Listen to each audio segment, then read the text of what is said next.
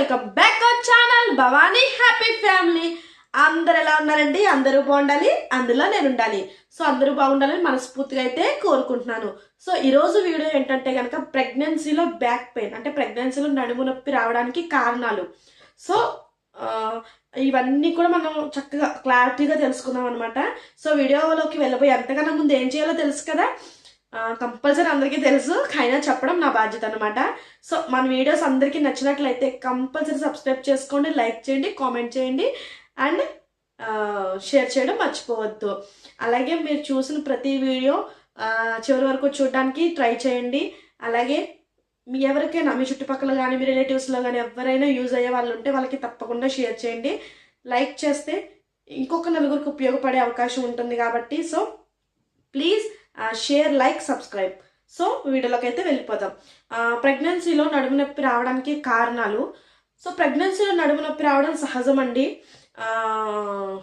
Compulsory pregnancy ఉమెన్స్కి నడుము నొప్పి అయితే కంపల్సరీ వస్తుందన్నమాట.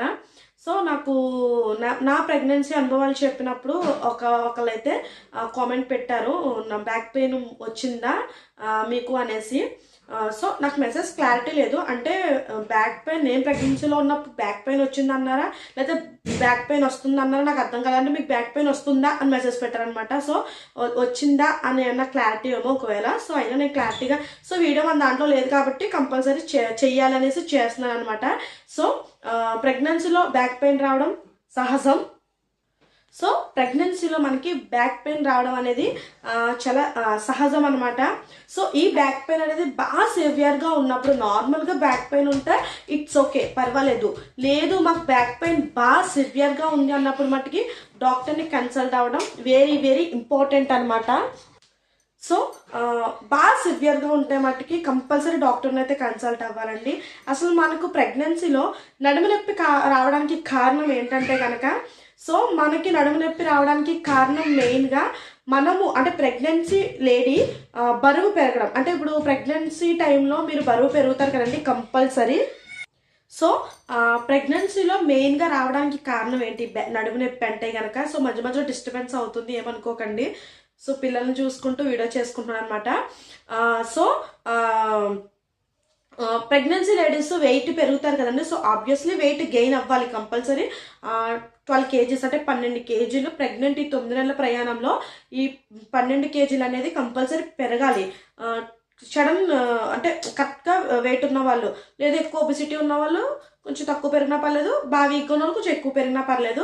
సో దీని గురించి క్లారిటీగా ఒక వీడియో చేశాను, ఆల్రెడీ చూడండి, మన ఛానల్లో ఉంది.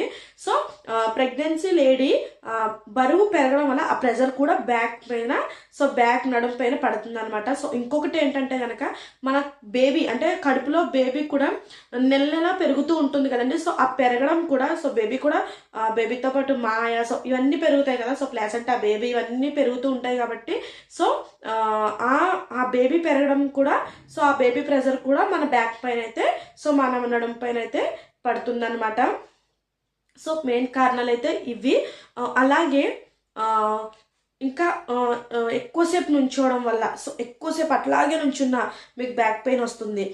ఎక్కువసేపు పడుకున్నా అంటే ఒకే చోట అట్లా పడుకున్నా, అందుకే మీకు లెఫ్ట్ సైడ్ పడుకోవాలి compulsory pregnant women. So pregnant women ఏ టైంలో ఎట్లా పడుకోవాలి అనేది కూడా మన ఛానల్లో వీడియో ఉంది. సో ఎవరైనా చూడకపోతే కనుక చూడండి.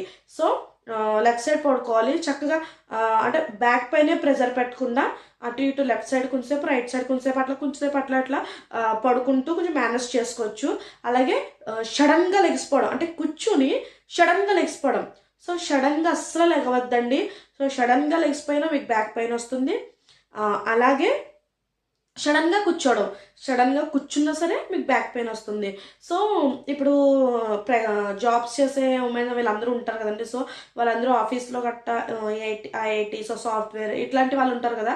సో అలాంటి వాళ్ళు ఏంటంటే కూర్చునే వర్క్ చేయాలి. సో కూర్చునే వర్క్ చేయడం వల్ల వాళ్ళకి ఏంటంటే బ్యాక్ పైన ప్రెజర్ పడుతుంది, కంపల్సరీ ప్రెజర్ అయితే పడుతుంది, కంపల్సరీ నడుము నొప్పి వస్తుంది. సో ఆ వాళ్ళు ఏం చేయాలంటే కనుక 90 degrees, సో కింద నుంచి పై వరకు కూడా 90 degreesలో కూర్చోడానికి అయితే ట్రై చేయండి. సో కూర్చోడానికి ట్రై చేయడం కాదు, అలాగే కూర్చోవాలి. ఒకవేళ మీకు మధ్యలో పిల్లో లాంటిది ఏమన్నా, చిన్న పిల్లో లాంటిది ఏమన్నా పట్టుకెళ్ళి ఆ కుర్చీకి మీ నడానికి మధ్యలో అయితే పెట్టేసుకోండి. సో అది కొంచెం మీకు అంటే బ్యాక్ పెయిన్ తగ్గించడానికి, బ్యాక్ పెయిన్ కొంచెం రాకుండా ఉండడానికి కొంచెం హెల్ప్ చేస్తుంది అనమాట. సో అలాగే కింద ఏమైనా చిన్న పీట లాంటిది కూడా పెట్టుకోండి. అంటే ఆఫీస్లో అట్లాంటి వాటిలో కుదరదు, ఇంటి దగ్గర ఉన్నప్పుడైనా. సో చిన్న పీట లాంటిది ఏమన్నా అంటే నేలకి కాళ్ళు ఇలా ఏలాడేసినట్టు గట్టా కూర్చోవద్దు. చక్కగా చిన్న స్టూల్ లాంటిది ఏమైనా పెట్టుకుని చక్కగా మీకు అంటే మరీ హైట్గా ఏదో ఎత్తుగా ఉన్న కుర్చీలో కూర్చోవద్దు, అలాగే డౌన్గా ఉన్న కుర్చీలో కూడా కూర్చోవద్దు. చక్కగా మీడియంగా ఉన్న కుర్చీలో మీ హైట్కి సరిపడే కుర్చీలు అయితే చక్కగా కూర్చోండి. అలాగే ఏంటంటే ఈ లాస్ట్ ట్రైమెస్టర్ అంటే ఈ 8, 9, 7 ఈ 7, 8, 9 నెలలు అయితే కొంచెం సివియర్గా ఉంటుంది. ఎందుకంటే బేబీ అప్పటికి కొంచెం ఈ 8, 9 అయితే ఇంకా బేబీ అయితే గ్రోత్ ఫాస్ట్ అవుతుంది అనమాట. సో బేబీ గ్రోత్ ఫాస్ట్ కావడం వల్ల ఏమవుతుందంటే ప్రెజర్ ఇంకా ఎక్కువ పడుతూ ఉంటుంది అనమాట. సో మీకు సివియర్గా ఉంటే, లైట్గా ఉంటే పర్వాలేదు. ఒకవేళ లైట్గా ఉన్నా మీరు డాక్టర్ని కన్సల్ట్ అవ్వడానికి ఎలాగ వెళ్తూ ఉంటారు కానీ వీక్లీ వన్స్ ఆర్ 15 డేస్కి ఒకసారి, 20 డేస్కి ఒకసారి, లేకపోతే మంత్లీ వన్స్ అట్లా మీరు డాక్టర్ని కన్సల్ట్ అవ్వడానికి వెళ్తారు కాబట్టి కంపల్సరీ డాక్టర్ని అయితే మీరు అడగండి. ఇట్లా కొంచెం బ్యాక్ పెయిన్ వస్తుంది మేడం కట్ట అనేసి అయితే కంపల్సరీ అడగండి. సో ఎటువంటి బయట టాబ్లెట్స్ అవి వేసుకోవద్దు. మీ డాక్టర్ని కన్సల్ట్ అవ్వినప్పుడే మీ డాక్టర్తో క్లారిటీగా చర్చించుకోండి.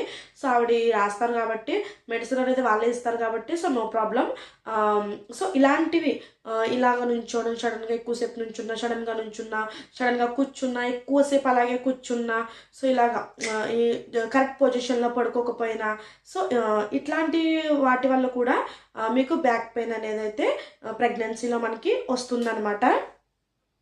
సో మనకి ఏంటంటేనండి ఈ బ్యాక్ ఏదైతే ఉందో, సో మనకి 70% అనేది ఈ వెన్నుముక్క మీదే మనకి ఫీటస్ ప్రభావం అనేది ఉంటుంది కాబట్టి, సో 70% అనేది సో మనకి ఇక్కడే భారంగా ఉంటుంది. ఎందుకంటే ప్రెగ్నెంట్ బేబీ పంప్ ఎదిగే కొలది కూడా సో ఈ పక్కన మనకి గ్యాప్ వచ్చేసి ఎదుగుతూ ఉంటుంది కాబట్టి, సో ఆ ప్రెజర్ అనేది బ్యాక్ని పడిపోతుంది అనమాట. సో కంపల్సరీ బ్యాక్ అనేది మనకి అందుకే కొంచెం పెయిన్ వస్తుంది. ఏం కాదండి, బాగా సివియర్గా ఉంటే మటుకు డాక్టర్ని అయితే కంపల్సరీ కన్సల్ట్ అవ్వండి. మీకు చక్కగా రిలీఫ్ అవ్వడానికి అయితే మెడిసిన్స్ అవి రాస్తారు. నార్మల్గా కొంచెం ఉన్నా సరే మామూలుగా చెకప్స్కి అవి వెళ్ళినప్పుడు కూడా మీ డాక్టర్తో మీరు చర్చించుకోండి.